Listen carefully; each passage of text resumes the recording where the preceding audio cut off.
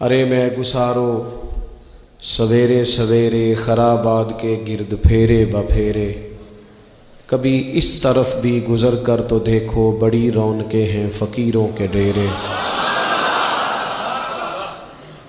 بڑی تمنا تھی کہ بڑی جگہ حاصل کریں گے اور بڑا اہتمام کر سکیں گے، لیکن انسان اپنے رب کے فضل کو نہ شمار کر سکتا ہے، نہ گن سکتا ہے، نہ تول سکتا ہے۔ ذالک فضل اللہ یؤتیہ من یشاء۔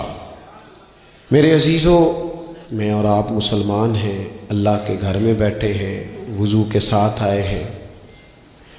زندگی ہم سے پہلے بھی بڑے لوگوں کی گزر گئی اور پھر وقت سمٹ گیا اور وہ قبروں میں چلے گئے۔ ہم بھی قطار میں موجود ہیں، کئی لوگوں کا نمبر لگ گیا ہے، کسی وقت بھی کسی کی بھی باری آ جائے گی۔ چند ایک ضروری چیزیں ہیں، ان کو اپنے ذہن میں اچھی طرح سما لیں۔ سب سے پہلے یہ سمجھ لیں کہ عمل زندگی کا حسن ہے، نیکی، پرہیزگاری، نماز، روزہ، حج، زکوٰۃ، خیرات، اخلاق، لیکن جو نجات کا دار و مدار ہے وہ عمل پر نہیں، وہ عقیدے پر ہے۔ اگر عقیدوں میں خرابی آ جائے، اللہ تعالیٰ کی ذات کے بارے میں، رسول پاک علیہ السلام کے کمالات کے بارے میں، حضور علیہ السلام کی طیب و طاہر آل پاک کے بارے میں، یا حضور کے جمیع صحابہ کے بارے میں کسی کے عقیدے میں کمی آ گئی، میرے نبی پاک علیہ السلام کی ذات کے بارے میں ہمیشہ اپنا عقیدہ اعلیٰ رکھنا، ستھرا رکھنا، اور اپنے ذہن میں یہ بات بٹھا کے رکھنا کہ بعد از خدا بزرگ توئی قصہ مختصر۔ کبھی کسی شخص کی کمزور بات کے پیچھے نہ چلنا۔ اللہ نے ہمیں رحمت للعالمین نبی کا غلام بنایا ہے۔ اللہ نے محبوب پاک علیہ السلام کو عظمتوں، شانوں، بلندیوں کے ساتھ بھیجا ہے۔ کبھی کسی ایسے بحث کا حصہ نہ بننا جو حضور کے کمال کو تولے، یا نبی پاک کے علم کو تولے، یا حضور کے فضائل کو تولیں، یا نبی پاک علیہ السلام کی عظمتوں کو تولیں۔ کبھی اس بات کے قائل نہ ہونا، یہ نظریہ لے کے ہم نے قبر میں جانا ہے کہ بلغ العلا بکمال کشف الدجی بجمال حسنت جمیع خصال صلو علیہ۔ حضور کی عظمتوں کے قائل رہنا، اور ہمیشہ قائل رہنا، اور جم کے قائل رہنا۔ کبھی کسی کمزور بات کا سہارا، لوگ بڑی کہانیاں سناتے ہیں، بڑی باتیں بتاتے ہیں، کبھی اس چکر میں نہ پڑنا۔ نبی پاک کی جتنی نسبتیں ہیں نا، ان سب کا احترام کرنا۔ ہمارے بزرگ نا جس گدھے مبارک پر محبوب سوار ہوتے ہیں نا، اسے گدھا نہیں کہتے، ہمارے بزرگ اسے کہتے ہیں دراز گوش شریف۔ دراز گوش فارسی میں لمبے کانوں والے کو کہتے ہیں چونکہ اس گدھے پر حضور سوار ہوئے ہیں، اب اس کو دراز گوش شریف کہنا ہے۔ کہتے ہیں کبھی کو مٹی تھوڑی محبوب کریم علیہ السلام کے قدمین شریفین کے قریب آئے تو یہ نہیں کہنا قدموں کو مٹی لگ گئی، کہنا کچھ مٹی حضور کے قدم چومنے لگی، مٹی حضور کے قدم چومنے لگی۔ کبھی بات کرنا ہوتی تو کہتے کہ بیماری آئی تھی محبوب پاک سے فیض لینے کے لیے۔ تو بہت احترام کے جذبات۔ اعلیٰ حضرت بریلوی رحمۃ اللہ علیہ کے سامنے کسی نے یہ شعر پڑھا تھا کہ شان یوسف جو دبی وہ بھی اسی در پہ دبی، تو فرمایا یہ تو کیا کہہ رہا ہے، حضور تو کسی کو دبانے آئی نہیں، تو کہہ شان یوسف جو بڑی وہ بھی اسی در سے بڑی۔ پھر کسی نے کہا تھا وہ دو درخت تھے نبی پاک کے گنبد کے سامنے کھجوروں کے پرانے زمانے میں، تو کسی نے کہا تھا یوں ہیں درخت حضرت والا کے سامنے، مجنوں کھڑا ہو خیمہ لیلا کے سامنے۔ تو اعلیٰ حضرت فرمانے لگے تم نے حضور کے خیمے کو تشبیہ ٹھیک نہیں دی، تمہیں کہنا چاہیے تھا یوں ہیں درخت حضرت والا کے سامنے جیسے قدسی کھڑے ہیں عرش معلیٰ کے سامنے۔ کبھی بھی کوئی کمزور لفظ، کمزور جملہ حضور سرور کہوں کہ مالک و مولا کہوں تجھے، باغ خلیل کا گلے زیبا کہوں تجھے، لیکن رضا نے ختم سخن اس پہ کر دیا، خالق کا بندہ خلق کا آقا کہوں تجھے۔ ایک تو یہ بات، دوسری بات یہ کہ بڑا افراط و تفرید کا دور آیا ہے، جس کو بھی لڑانا ہوتا ہے وہ مذہبی بنیادوں پہ لڑانا شروع کر دیتا ہے۔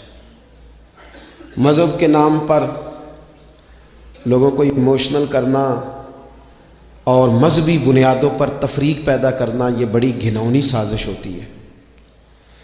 کبھی بھی کوئی ایسا کام نہ زندگی میں کریں، کبھی بھی، کہ جس کے اندر معاملہ اس طرح کا ہو۔ اپنا قد اونچا کرنے کے لیے کبھی بھی مذہب کا سہارا نہ لیں، اپنی ذاتی لڑائیوں کو کبھی مذہب کا رنگ نہ دیں، اس میں کبھی بھی دین کی بنیادوں کو نہ لے کے آئیں۔ کوئی ایسا کام نہ کرے۔ آپ کی کسی سے ذاتی دشمنی ہے تو اسے شمر یزید کہنے کی ضرورت نہیں ہے، آپ ذاتی بات کریں اس کے ساتھ جو کرنی ہے۔ نبی پاک علیہ الصلوۃ والسلام کے صحابہ اور اہل بیت کے نام پر لوگ ذاتی لڑائیاں لڑتے ہیں، خدا را اس سے بچو۔ یہ جو حضور کی اولاد پاک ہے نا، جو نبی پاک کی، میں اللہ کے گھر میں مسجد میں بیٹھا ہوں، میرے مرشد کی اولاد کیا اس دروازے سے جو گزر جائے وہ بھی میرے لیے قابل احترام رہا، اور میرے استاد صاحب کے بچے، میں آپ کو دیانتداری سے کہتا ہوں کبھی آ جائیں تو مجھے سمجھ نہیں آتی میں بٹھاؤں کہاں، اس لیے کہ اصلاں نال جنے کی کریے اور نسلاں تاک نہیں بھول دے۔ استادوں کے بچے آ جائیں تو بٹھانے کو جگہ نہیں ملتی، اگر استادوں کے بچوں کا یہ حال ہے تو رسول پاک کی اولاد کا کیا حال ہونا چاہیے۔ نبی پاک کی اولاد پاک کے بارے میں کبھی بھی اپنی طبیعت میں کوئی کمزور بات نہ رکھنا۔ نبی کریم نے فرمایا، اے اللہ یہ میرے حسن اور حسین ہیں، میں ان دونوں سے محبت کرتا ہوں، تو بھی ان سے محبت فرما۔ اور پھر محبوب فرمانے لگے، اے اللہ جو میرے حسن حسین سے محبت کرے تو ان سب سے بھی محبت فرما۔ جس طرح حضور کی اولاد پاک کا احترام کرنا ہے نا، بالکل اسی طرح میرے نبی پاک کے صحابہ۔ زمانہ چراغ لے کے ڈھونڈے گا نا، وفا کی ساری تاریخیں جہاں دم توڑ جائیں گی وہاں سے جناب صدیق اکبر کا آغاز ہوتا ہے۔ دم توڑ جائیں گی جہاں ساری چیزیں، ابو بکر صدیق، جناب صدیق اکبر۔ او دوستو، اتنے بڑے لفظ نہیں ملیں گے کبھی بھی کہ حضور فرماتے ہیں میرے پاس جس کے پیسے آئے میں نے امانت سمجھ کے خرچ کیے، ابو بکر کے آئے تو میں نے اپنے سمجھ کر خرچ کیے۔ حضرت ابو بکر صدیق کی، اور پھر سیدنا فاروق اعظم۔ آپ نے بھی حدیث سنی ہوگی، میں نے، حضور نے فرمایا کہ شیطان عمر کو دیکھ کے رستہ بدل جاتا ہے۔ پہلے یہ حدیث پڑھا سنا کرتے تھے، اب اس طرح کا تجربہ ہوا ہے کہ بات ہی کھل گئی ہے۔ وہ صرف حضرت عمر کو دیکھ کے رستہ نہیں بدلتا، حضرت عمر کا نام بھی لے تو رستہ بدل جاتا ہے۔ تو یقین کریں ہم نے لوگوں کو رستے بدلتے دیکھا ہے، نام لے لے حضرت عمر کا، شیطان رستہ بدل گیا۔ اور سیدنا عثمان غنی،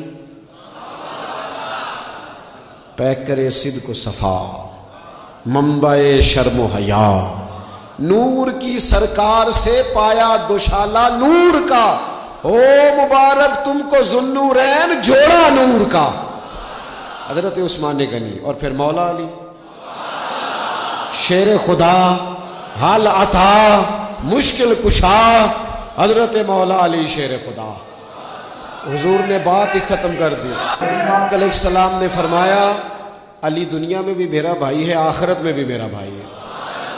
حضور کے جمیع صحابہ، جمیع، سن لیں، جمیع صحابہ بشمول کاتب وحی سیدنا امیر معاویہ رضی اللہ تعالیٰ عنہ، جمیع صحابہ، ہر ایک کا ادب، احترام اور روح اور دل سے اپنی طبیعت میں پیدا رکھنا۔ کبھی کسی چکر لوگ آپ کو فلسفہ سنائیں گے، فلسفہ تو لوگ ابا کے خلاف بھی سناتے ہیں، فلسفے کی رنگ میں تو لوگ یہ بھی کہتے ہیں کہ تیرا بھائی تیرا اصل میں دشمن ہے۔ فلسفے میں تو لوگ بڑی چیزیں لے آتے ہیں، تو لوگوں کی کہانیاں سن کے کبھی چکر میں نہ پڑنا، عقیدے کو مضبوط رکھنا۔ اور دوسری میں آپ حضرات سے گزارش کروں گا، اپنی زندگی سے کام لیں، اپنی زندگی کو بامقصد بنائیں۔ اس سے پہلے کہ وجود تھکنے لگے، بیمار ہونے لگے، کمزور ہونے لگے، ایسا وقت آ جائے کہ لوگ نمازیں بھی کرسیوں پہ پڑھنے لگے، اپنے آپ سے کام لیں، سخت محنت کا عادی بنائیں اپنے آپ کو، جد و جہد کریں۔ یہ ڈھیر ساری تعداد میں ان لوگوں کی دیکھتا ہوں جو کام نہیں کرتے، محنت نہیں کرتے۔ نبی پاک صلی اللہ تعالی علیہ وآلہ وسلم کے سامنے سے ایک نوجوان گزرا تو کچھ لوگوں نے کہا یا رسول اللہ صلی اللہ تعالی علیہ وسلم، یہ مال کمانے کے لیے جا رہا ہے، کاش یہ اللہ کے راستے میں جہاد کے لیے سفر کرتا۔ تو حضور فرمانے لگے اگر یہ اپنے بچوں کی روزی کے لیے بندوبست کرنے جا رہا ہے پھر بھی اللہ کے راستے میں ہی ہے۔ ماں باپ، بہن بھائی، بیوی بچوں کے حقوق ادا کرنے کے لیے کوشش کر رہا ہے تو بھی اللہ کے راستے میں ہی ہے، اور اگر اس لیے کوشش کر رہا ہے کہ میں کسی کے سامنے ہاتھ پھیلانے سے بچوں تو فرمایا پھر بھی اللہ کے راستے میں ہی ہے۔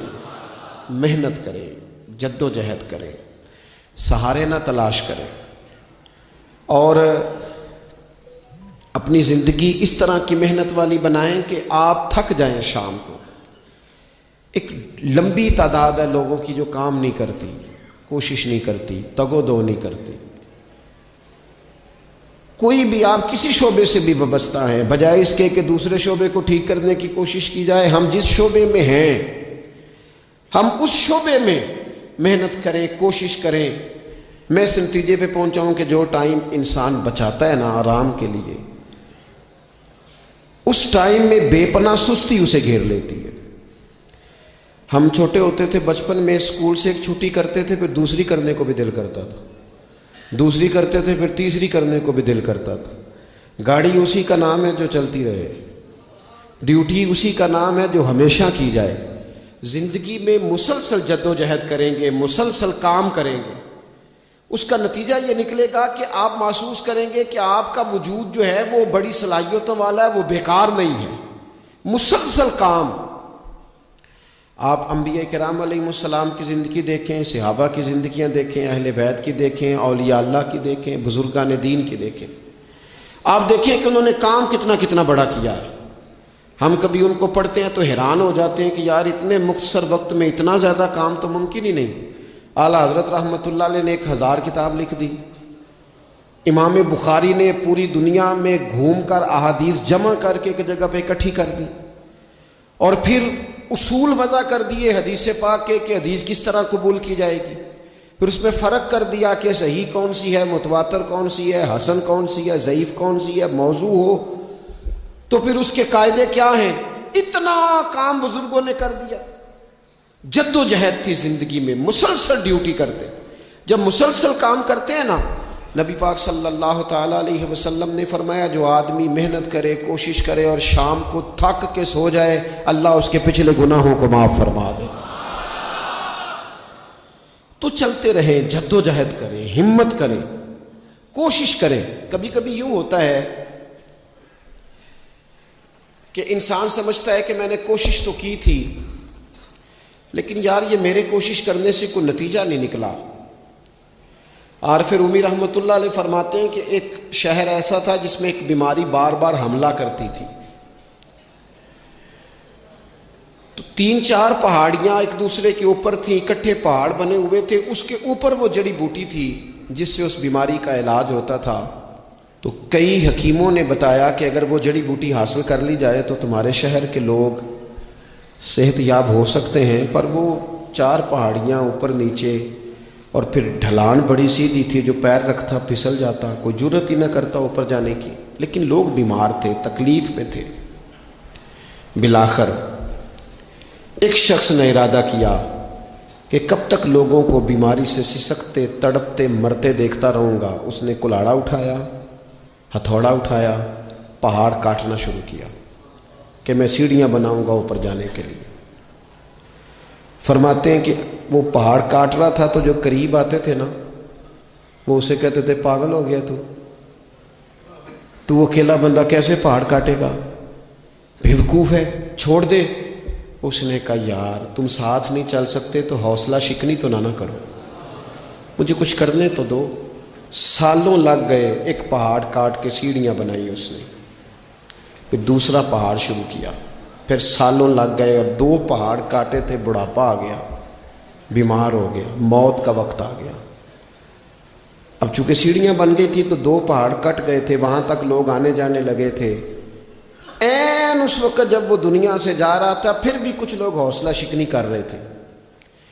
اسے کہہ رہے تھے خدا کے بندے کیا نتیجہ نکلا. کچھ لوگوں کی ڈیوٹی ہوتی ہے اپوزیشن کا کردار ادا کرنا, وہ ہر موقع پر حوصلہ شکنی کرتے ہیں. اب اس پر آخری وقت آ گیا ہے, باوجود اس کے کچھ لوگوں نے جا کے کہا کیا نتیجہ نکلا جی,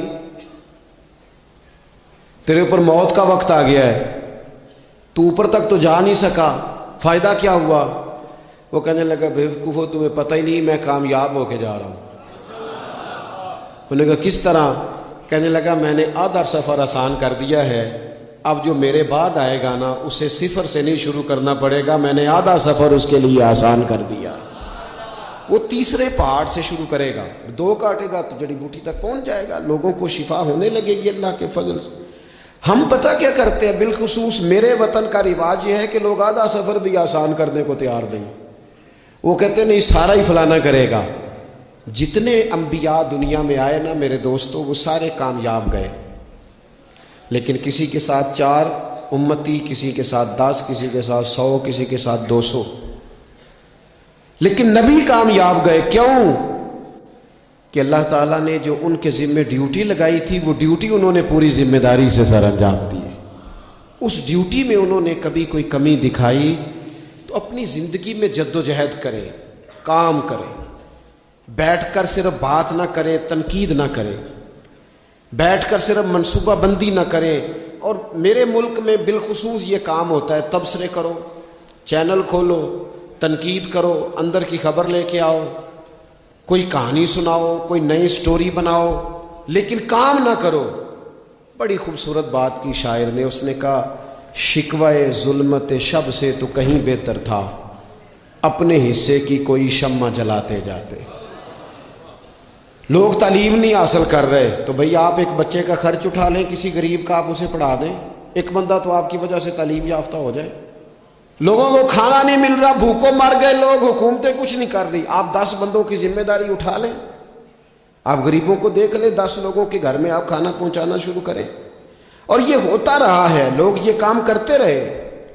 یہ ڈیوٹیاں ہمارے بزرگوں نے سر انجام دی ہیں, 2 کر کے, 4 کر کے, 6 کر کے انہوں نے کام کیا ہے. اپنی ذمہ داری کا احساس کریں, مسلسل کام کریں, مسلسل جد و جہد کریں, مسلسل ڈیوٹی کریں. اور پھر میری تیسری گزارش آپ سے یہ ہے کہ جس طرح آپ اپنے اپنے گھر میں آپ کی ذمہ داریاں ہوتی ہیں, اور اگر آپ ذمہ داری ادا نہیں نہ کرتے تو احتجاج ہوتا ہے. ماں کو ٹائم نہیں دیتے تو ماں بھی احتجاج کرتی ہے, گھر والی کو ٹائم نہیں دیتے تو وہ بھی احتجاج کرتی ہے, دوستوں کو وقت نہیں دیتے تو وہ بھی اس کا شکوہ کرتے ہیں. تو آپ کے ذمے جتنی بھی ذمہ داریاں ہیں, آپ پڑھاتے ہیں, کلاس میں وقت پہ نہیں آتے تو اس کا اظہار کیا جاتا ہے. ہم نے اپنے اپنے ذمے جو ذمہ داریاں لی ہیں پوری کرتے ہیں. میں آج آپ کو یہ پیغام دینا چاہتا ہوں کہ ایک ایک ڈیوٹی دین کی بھی اپنے ذمے لیں, ایک ایک ڈیوٹی, ایک کام اپنے ذمے لے لیں. آپ اپنے اپنے علاقے کی مسجد میں جھاڑو دینے کی ڈیوٹی لے لیں. آپ یہ ذمہ داری لے لیں کہ مجھ سے کچھ نہیں ہو سکتا تو میں ہفتے کے بعد مسجد میں جاؤں گا اور قرآن مجید کو میں صاف کر کے, جھاڑ پونچھ کے, ترتیب کے ساتھ مرتب کروں گا. مجھے اگر ناظرہ قرآن مجید ٹھیک پڑھنا آتا ہے تو میں 10-11 بچوں کا روز سبق سنوں گا, آگے پڑھاؤں گا. کوئی ذمہ داری لیں, دین کی کوئی ڈیوٹی اپنے ذمے لیں. اگر مالی طور پر آپ تعاون کر سکتے ہیں تو کسی جگہ, کسی مسجد میں, مدرسے میں, خیر کے کسی کام میں شامل ہو جائیں. دین اسلام کے ساتھ عملاً تبلیغ میں اپنا کام کریں. ذمہ داری ہر دنیا کا کام مینج کر کے, مرتب کر کے کیا جانے لگا ہے. معیشت ہو، معاشرت ہو، تعمیرات ہو، دین کا کام ہے وہ اسی طرح چل رہا ہے۔ محفل آ گئی، برکت کے لیے محفل کر لو، جمعہ آ گیا پڑھ لو، تراویح ایک حافظ صاحب مقرر کر لو۔ بھئی آپ اس کو مینج کریں، ساری دنیا میں چیزیں مینج کی جاتی ہیں، آپ اسے مینج کریں۔ آپ خطیب صاحب سے فرمائش کریں کہ مجھے آپ جمعے والے دن اس موضوع پر کچھ سنائیں۔ آپ مسجد کے امام سے اس بات کی فرمائش کریں کہ آپ تراویح میں جو قرآن مجید سنائیں گے مہربانی کریں ہمیں اس کا خلاصہ بھی بیان کر کے سنائیں۔ آپ تھوڑی کوشش کریں گے تو آپ دیکھیں گے کہ بیان کرنے والوں کا بھی ذوق بڑھے گا، کچھ تھوڑی ذمہ داری کا احساس کریں۔ صحابہ کرام نے بڑی منصوبہ بندی کے ساتھ دین پھیلایا، بڑی جد و جہد کی۔ انہوں نے دیکھا کس علاقے میں ہم نے جہاد کے لیے جانا ہے، کس میں تبلیغ کے لیے جانا ہے، کس علاقے میں کس طرح کر کے ہم نے ڈیوٹی سر انجام۔ مصر میں ایک شہر ہے، اس کا نام ہے فسطاط، وہ کہتے ہیں گھونسلے کو، پرندوں کے گھونسلے کو۔ حضرت سعد بن ابی وقاص رضی اللہ تعالیٰ عنہ اپنی فوجیں لے کے وہاں گئے تھے۔ آپ نے وہاں خیمہ لگایا، کچھ دن وہاں قیام کرنا تھا، آپ کا وہاں خیمہ تھا۔ وہاں آ کے کبوتر بیٹھنے لگے، ایک کبوتری نے انڈے بھی دے دیے، وہاں گھونسلہ بن گیا۔ اب آپ جب وہاں سے ہجرت کرنے لگے آگے بڑھنے لگے تو دل میں خیال آیا کہ خیمے اکھاڑتے ہیں چلتے ہیں۔ جب وہ خیمے اکھاڑنے لگے تو دیکھا اوپر تو گھونسلہ بنا ہے، اس میں تو کبوتر رہتے ہیں، ان کے بچے بھی ہیں۔ حضرت سعد بن ابی وقاص نے 2 فوجیوں کے ذمے لگایا، فرمایا یہاں تم پہرے دار بن کے کھڑے ہو جاؤ، یہ خیمہ اکھاڑا نہیں جائے گا، اس کو یہیں لگا رہنے دیں گے تاکہ یہ کبوتر جو ہیں انہیں تکلیف نہ ہو۔ وہ 2 فوجی وہیں رہے، خیمہ لگا رہا، وہاں پانی کا بندوبست کیا جاتا رہا، خوراک کا بندوبست کیا جاتا رہا۔ قریب قریب بستیوں سے جب لوگوں نے دیکھا یہاں لوگ موجود ہیں تو لوگوں نے وہاں آ کے مکان بنانے شروع کر دیے۔ وہ ایک پرندے کے گھونسلے کی حفاظت کے لیے کچھ دیر 2 سپاہی رکے تھے، اللہ نے وہاں پورا شہر آباد فرما دیا ہے۔ تو آپ ایک گھونسلے کی حفاظت شروع کریں، انشاءاللہ شہر آباد ہو جائیں گے۔ لیکن ہم گھونسلوں کی حفاظت کرنے کو بھی تیار۔ اب چوتھی بات آپ کی خدمت میں عرض کرنی ہے، ایک ضروری کام بڑی بڑی توجہ کے ساتھ آپ نے سمجھنا ہے، تھوڑا سا اس کے پس منظر کو سمجھ لیں۔ جو آیہ کریمہ میں نے تلاوت کی ہے اس کا حصہ بھی اسی میں آئے گا۔ دنیا کا نظام 2 طریقوں سے چلتا ہے، ایک ہے نظام اسباب اور ایک ہے نظام غیب۔ ایک نظام اسباب سے چلتا ہے کہ آگ جلاتی ہے، پانی ٹھنڈا کرتا ہے، انسان ماں باپ کے ملاپ سے پیدا ہوتا ہے۔ دنیا نظام اسباب سے چلتی ہے اور اسی ترتیب سے نظام آگے چل رہا ہے۔ اور ایک ہے نظام غیب، جب اللہ اپنی رحمت کا فیصلہ فرمائے تو ایک نظام وہ بھی ہے۔ وہ کیسے ہے؟ آگ جلاتی ہے لیکن جب رب چاہے تو حضرت ابراہیم کے لیے ٹھنڈی ہو جاتی ہے۔ یہ کیا ہے؟ یہ نظام غیب ہے۔ نظام اسباب یہ ہے کہ ماں باپ کے ملاپ سے اولاد پیدا ہوتی ہے، اور اگر رب چاہے تو حضرت عیسیٰ علیہ السلام کو بغیر باپ کے بھی پیدا فرما دیتا ہے۔ ہم جو مسلمان ہیں ہماری ساری کی ساری توجہ نظام اسباب پہ ہو گئی ہے۔ اسباب پورے جمع کرو لیکن اپنے رب کی بارگاہ کی طرف رجوع بھی کرو۔ کئی دفعہ اسباب سارے بندے کے ہاتھ سے چھوٹ جاتے ہیں، پھر اسے ضرورت ہوتی ہے دست غیب کی، اللہ اس کی مدد کرے۔ جو آیہ کریمہ میں نے قرآن مجید کی پڑھی ہے اس میں اللہ کریم نے فرمایا یا ایھا الذین آمنوا توبوا الی اللہ توبۃ نصوحا، اے ایمان والو اپنے رب کی طرف رجوع کرو، اپنے رب کی بارگاہ میں توبہ کرو، پر توبہ سچی کرنا، رجوع الی اللہ کرو، اللہ کی طرف رجوع کرو۔ بعض اوقات سارے نظام ختم ہو جاتے ہیں، نظام اسباب، اس وقت ضرورت ہوتی ہے رجوع الی اللہ کی کہ نظام غیب آئے۔ حضرت سارہ رضی اللہ تعالی عنہا جو جناب ابراہیم علیہ السلام کی اہلیہ ہیں، آپ ایک رستے سے گزر رہی تھیں، حضرت ابراہیم علیہ السلام آپ کے ساتھ تھے، تو جس رستے آپ تشریف لے جا رہے تھے اس رستے میں بادشاہ بڑا ظالم تھا، وہ معاذ اللہ تعالیٰ ثم معاذ اللہ عورتوں کو گرفتار کر لیتا اور اپنی بدباطنی کا ثبوت دیتا۔ وہاں سے جناب سارہ گزری، مسند امام احمد بن حنبل سے یہ حوالہ عرض کر رہا ہوں۔ حضرت سارہ کو اس نے گرفتار کر لیا۔ جب وہ جناب سارہ کی طرف بڑھنے لگا تو اب وہ جتنے اسباب تھے نا اس وقت کے وہ سارے اختیار کیے گئے، لیکن اس بادشاہ سے جان نہیں چھوٹی۔ جب وہ بڑھنے لگا تو جناب سارہ نے پھر رب کریم کی طرف رجوع کیا، مصلی پہ بیٹھ گئی، کہنے لگی مالک اب تو ہی کرم فرمانے والا ہے۔ آپ نے اس درد سے دعا فرمائی کہ وہ بادشاہ زمین پر بے ہوش ہو کے گرا اور تڑپنے لگا، قریب تھا کہ وہ مر جائے۔ تو حضرت سارہ پھر مصلی پہ بیٹھی اور اپنے مالک کی بارگاہ میں عرض کرنے لگی مالک اگر یہ مر گیا تو مجھ پہ الزام آئے گا کہ میں نے مارا ہے، اسے مارنا بے ہوش ہی فرما۔ وہ بے ہوش ہو گیا، تھوڑی دیر کے بعد ہوش آیا تو پھر آپ کی طرف بڑھنے لگا تو آپ نے پھر اللہ کی جانب رجوع کیا۔ جب دوبارہ رب کریم کی جانب رجوع کیا تو پھر وہ بے ہوش ہوا۔ کئی دفعہ وہ کوشش کرتا، لیکن آپ جب اپنے مالک کی بارگاہ میں ہاتھ اٹھاتی تو بے ہوش ہو کے گر پڑتا۔ بالآخر آپ سے معافی بھی مانگی، آپ کو آزاد بھی کیا۔ ایک وقت ایسا آتا ہے جب سارے اسباب جواب دے جاتے ہیں۔ ہم مسلمان ملک میں رہتے ہیں، کچھ باتیں بڑی خوب ہیں۔ میں نے دیکھا ہے کہ ڈاکٹر جب سمجھ آتا ہے نا کہ رپورٹس، ادویات، ٹیسٹ اب اس نتیجے پہ پہنچ گئے ہیں کہ شاید یہ مریض بچے گا نہ، تو چونکہ مسلمان ملک ہے تو میرے وطن کے ڈاکٹر ایک خوبصورت جملہ بولتے ہیں، مجھے بڑا پسند ہے۔ وہ یہ نہیں کہتے اب کچھ نہیں ہو سکتا، وہ کہتے ہیں آپ دعا کریں۔ کیا مطلب کہ اب رجوع اللہ کا وقت آ گیا ہے۔ ہمارے پاس جو شعور تھا، علم تھا، وہ ہم نے خرچ کر دیا۔ اب ٹائم ہے کہ رجوع اللہ کریں، آپ اللہ کی بارگاہ۔ یہ بڑا خوبصورت جملہ ہے، اچھی باتوں کا بھی تو ذکر کرنا چاہیے نا۔ یہ خوبصورت جملہ ہے کہ آپ دعا کریں۔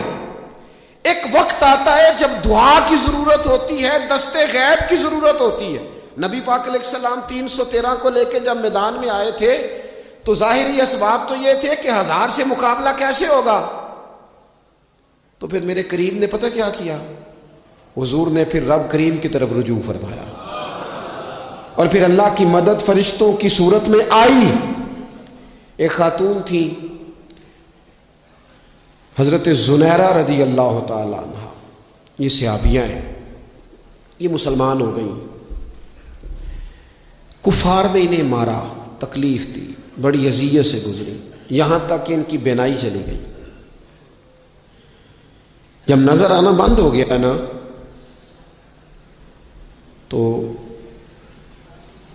دور تھا مکے کا، کفار کی عورتوں نے معاذ اللہ تانا دیا کہ دیکھا نا لات و منات، یہ ان کے بتوں کے نام ہے، معاذ اللہ لات و منات تیری نظر لے گئے، اب تو کیا کرے گی؟ تو انہوں نے جب یہ تانا دیا تو جناب زنیرہ رضی اللہ تعالیٰ عنہ نا ایمان، عقیدہ، یقین، توکل، اللہ کی بارگاہ کی طرف رجوع، سارے حوصلے جمع کر کے کہنے لگی چپ کرو، اگر میرا رب چاہے گا تو اسی طرح میری آنکھیں واپس لوٹا دے گا، پورے توکل سے۔ اور پھر آپ نے دعا مانگی، اے اللہ مہربانی فرما، یہ مجھے تانا دیتے ہیں کہ اگر تو نے دل مسلم کی دل جوئی نہیں تو تانا دیں گے بت کے مسلم کا خدا کوئی نہیں۔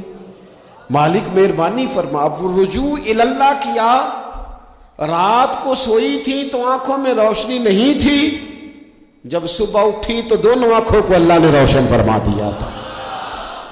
میں عرض کر رہا ہوں کہ وقت ہے ہمارے اوپر کہ اب ہمیں اپنے رب کی بارگاہ کی طرف رجوع کرنا چاہیے۔ جب بندہ اللہ کی جانب رجوع کرتا ہے نا، نبی پاک علیہ السلام نے فرمایا جب تم استغفار کرتے ہو نا تو اللہ ہر مشکل سے نکلنے کے لیے تمہیں رستہ عطا فرماتا ہے، اور اللہ تمہیں وہاں سے رزق عطا کرتا ہے جہاں سے تمہارا کبھی گمان بھی نہیں گیا ہوتا۔ کبھی نہ توجہ کریں، جب پوری طرح ٹوٹ جائیں نا پھر توجہ کریں رب کی جانب، جب پوری کوشش کریں کام نہ ہو تو پھر بیٹھ جائیں اپنے مالک کی بارگاہ میں۔ مالک اسباب جمع کر لیے، اب تو مدد فرما۔ جب پوری طرح حضرت ابراہیم علیہ السلام کے پاس مہمان بڑے آیا کرتے تھے، مہمان نواز بھی بڑے تھے، بغیر مہمان کے کھانا ہی نہیں کھاتے تھے، بڑے مہمان نواز تھے۔ تو قحط پڑ گیا مصر میں، غلہ ہی نہیں ملتا۔ حضرت ابراہیم کا ایک دوست تھا، آپ فلسطین میں تھے، وہ مصر میں تھا۔ آپ نے اس کے پاس اونٹ بھیجے کہ 4-5 اونٹوں پر غلہ اناج رکھ کے مجھے روانہ کر، تاکہ میں اپنے جو میرے پاس مہمان جمع ہیں ان کو کھانا تو دے سکوں۔ وہ اونٹ روانہ ہو گئے۔ حضرت حکیم الامت مفتی احمد یار خان صاحب رحمۃ اللہ لکھا ہے، چلے گئے اونٹ۔ اب مہمان جمع ہیں، ان کو بھی خبر دے دی گئی ہے کہ آپ فکر نہ کریں، غلہ مصر سے آنے لگا ہے، کھانا ملے گا۔ لیکن جب وہاں اٹھ گئے تو انہوں نے کہا قحط چونکہ بہت زیادہ تھا، اناج ساری ہم تقسیم کر چکے ہیں، اب تو ہمارے پاس غلہ نہیں ہے۔ وہ خالی آ گئے واپس۔ جب وہ خالی واپس آ رہے تھے نا اونٹ، تو جو آپ کے خدام لینے گئے تھے ان کے دلوں میں یہ خیال آیا کہ ہم اگر خالی واپس جائیں گے تو وہ جو مہمان ہیں وہ دیکھیں گے تو وہ تو بڑی آس امید لگائے بیٹھے ہیں کہ ہمیں آج کھانا ملے گا، تو وہ تو بیچارے مایوس ہو جائیں گے۔ انہوں نے اس طرح کیا کہ رستے میں کچھ ریت بھر لی ان بوریوں میں اور اونٹوں پہ ان کو رکھ لیا، تاکہ پھر جا کے حضرت ابراہیم سے عرض کریں گے، وہ خود ہی لوگوں کو سمجھا دیں گے، ایسے خالی اونٹ لے جانا بہتر نہیں۔ حضرت حکیم الامت رحمۃ اللہ علیہ لکھتے ہیں کہ حضرت ابراہیم علیہ السلام آرام فرما تھے، خدام نے جا کے اندر جہاں وہ سامان رکھا جاتا تھا وہاں ریت سے بھرے ہوئے بوریے رکھ دیے، وہ چلے گئے۔ حضرت ابراہیم کی زوجہ جناب ہاجرہ اٹھی، انہوں نے کہا میں منہ کھولتی ہوں، گلے کا گندم پیستی ہوں، کھانا بنا کے دیتی ہوں۔ جب انہوں نے منہ کھولا نا اس کا، بوری کا، توڑے کا، اس بوریے کا، تو کہتی ہیں اتنی بہترین گندم نکلی کہ میں نے زندگی میں کبھی نہیں دیکھی تھی۔ پیسی گئی، پکائی گئی، کھانا چلنے لگ گیا۔ حضرت ابراہیم علیہ السلام بیدار ہوئے، دیکھا لنگر چل رہا ہے، مخلوق خدا کھا رہی ہے۔ دنیا آوے تے کھا جاوے تے راضی ہوئے بلا، لوگ کھا رہے ہیں، چل رہا ہے سلسلہ۔ تو حضرت ہاجرہ، وہ خواتین گھر میں کچھ چیز آئے نا تو کہتی ہیں اس دفعہ چاول بڑے اچھے آئے، اس دفعہ گندم بڑی اچھی آئی، یا آٹا پس کے آیا، یہ بڑا عمدہ ہے۔ تو حضرت جناب ہاجرہ رضی اللہ تعالیٰ عنہ حاضر بارگاہ ہو کے عرض کرنے لگی، یہ جو آپ کا مصری یار ہے نا، اس نے جو گندم بھیجی ہے بڑی کمال ہے۔ تو حضرت ابراہیم تو جانتے تھے بات کو، فرمانے لگے یہ میرے مصری یار نے نہیں بھیجی، یہ میرے عرشی یار نے بھیجی ہے، یہ عرشی یار نے بھیجی ہے۔ اور وہ جب بھیجتا ہے تو کمال بھیجتا ہے، وہ جب عطا کرتا ہے تو بے حساب ہی عطا کرتا ہے۔ او میرے دوستو، امت کو ضرورت ہے اس وقت دست غیب کی۔ پاکستان کبھی نہ بنتا اگر اللہ تعالیٰ کی غیبی طاقتیں مدد نہ فرماتی۔ پاکستان کبھی نہ بچے گا اگر خدا کی مدد شامل حال نہ ہوگی۔ ہمیں اجتماعی طور پر رجوع اللہ کرنا ہے۔ ہمارے جتنی انفرادی مشکلات ہیں، ہم کسی تکلیف میں، دکھ میں مبتلا ہیں، اللہ کی طرف رجوع کریں، اپنے رب کی بارگاہ کی طرف رجوع کریں، اور جو ہمارے اجتماعی مسائل ہیں ان میں بھی اللہ کی بارگاہ کی طرف رجوع کریں۔ جب ہم یہ رجوع کریں گے مالک کے حضور تو پھر اللہ ہمارے لیے راستے واضح فرمائے گا۔ یہ رجوع کس طرح کیا جائے؟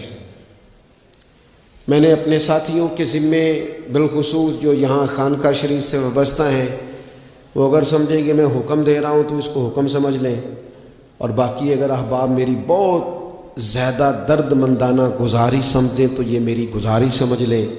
5 وقتہ نماز کے ساتھ کچھ تھوڑی سی عبادت رات کی ضرور شروع فرمائیں۔ 2 رکعت ہو جائے، لیکن رات کو تنہائی میں اپنے رب کی بارگاہ میں عبادت کے لیے ضرور حاضر۔ حضرت عبداللہ ابن عمر رضی اللہ تعالیٰ عنہ فرماتے ہیں کہ مغرب کی نماز پڑھ کے کچھ لوگ گھر چلے گئے، ہم لوگ بیٹھ گئے کہ تھوڑا سا تو ٹائم ہے، عشاء پڑھ کے ہی جائیں گے۔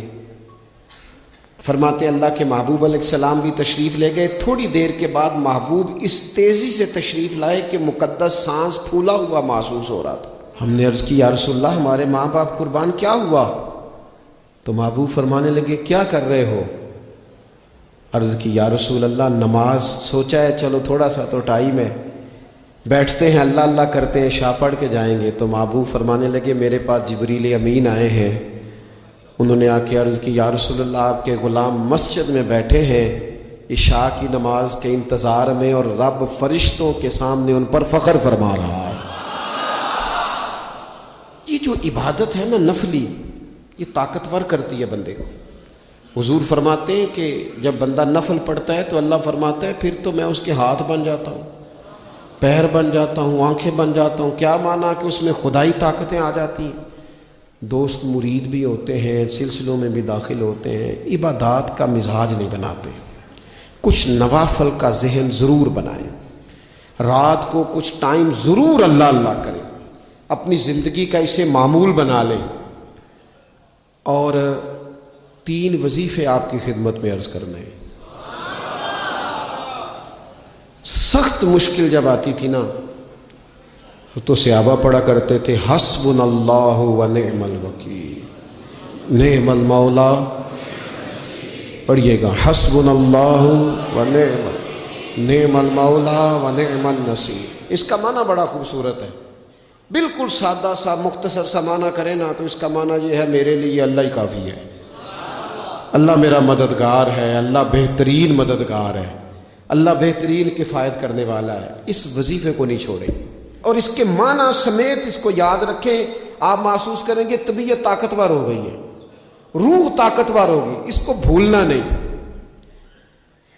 اور دوسرا آپ سے عرض کرنا ہے کہ اعلیٰ حضرت، چونکہ ہم سلسلہ طریقت میں فاضل بریلوی سے وابستہ ہیں اور باقی جتنے بھی لوگ ہیں سارے ماشاءاللہ انہی سے وابستہ ہیں، اعلیٰ حضرت نا لا حول ولا قوت الا باللہ العلی العظیم پڑھنے کی بڑی فضیلت بیان کرتے ہیں۔ یہ ایسا وظیفہ ہے جو سب کو آتا ہے نا ماشاءاللہ۔ نبی پاک علیہ السلام نے فرمایا یہ اللہ کے عرش کے خزانوں میں سے خزانہ ہے۔ اعلیٰ حضرت فرماتے ہیں 99 دفعہ پڑھو لا حول ولا قوت الا باللہ العلی العظیم، فرمایا اللہ تعالیٰ تمہیں 99 بیماریوں سے شفا دے گا، اور اس میں سب سے چھوٹی بیماری ٹینشن کی بیماری ہے، سب سے چھوٹی بیماری غم کی بیماری ہے، چھوٹی، باقی بڑی بڑی ہوں گی۔ اس وظیفے کو نہیں آپ نے چھوڑنا اور یہ پابندی کرنی ہے، کریں گے انشاءاللہ تعالیٰ۔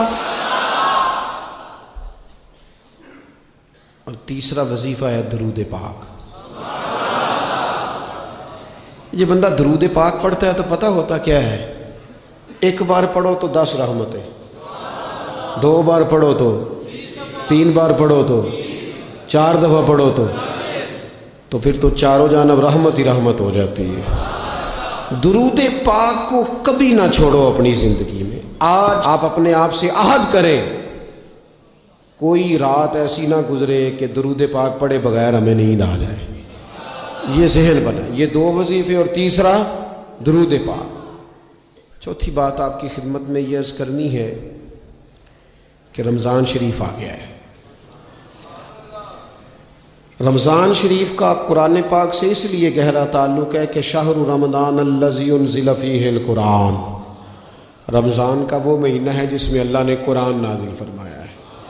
اس ماہ مقدس میں قرآن مجید کے ساتھ اس طرح کی دلچسپی پیدا کریں کہ جن کا ناظرہ ٹھیک نہیں ہے وہ قرآن مجید ناظرہ ٹھیک کرے، اور جن کا ناظرہ درست ہے وہ کنز الایمان لے لیں، خزائن العرفان تفسیر لے لیں، اور ایک رکوع کم از کم صبح میں، ایک شام میں، اور پورا پارا پڑھیں، پھر تو لطف نصیب ہو جائے۔